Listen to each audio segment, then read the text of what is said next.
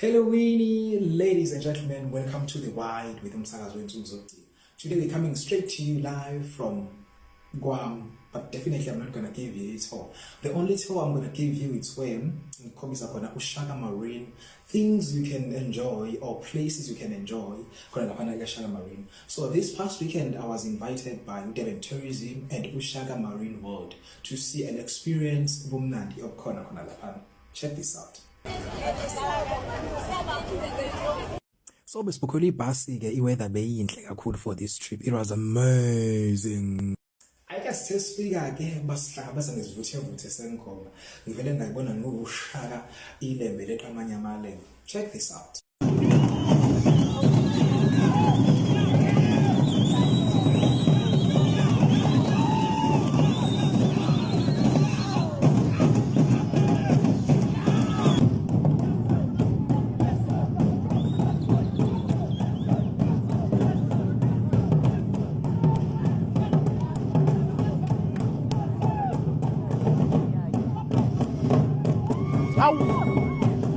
Ezinye zendawo siyasazivakashele aquarium where sibone khona different types of fish, shaka.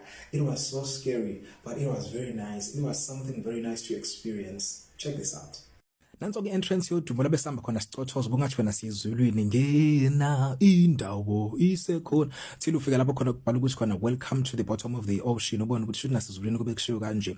Hayike la amaphoda ahlukahlukene ke bagula bonke but bahlukene ngamahoti njengoba ubona nje bachaza ukuthi lo fish laba bahlala la badle noma badliwa badlani kanjalo bahlukene ngamahoti. And also uyabona la ukuthi laba banehlahla so futhi bathanda yabo into ebukhazikhazi futhi bathanda izinto laba o bloody full o swine. But anyway, it was amazing. The food was fooding, the dessert was desserting. I really enjoyed myself. It was very nice. You should go and experience the experience of your lifetime.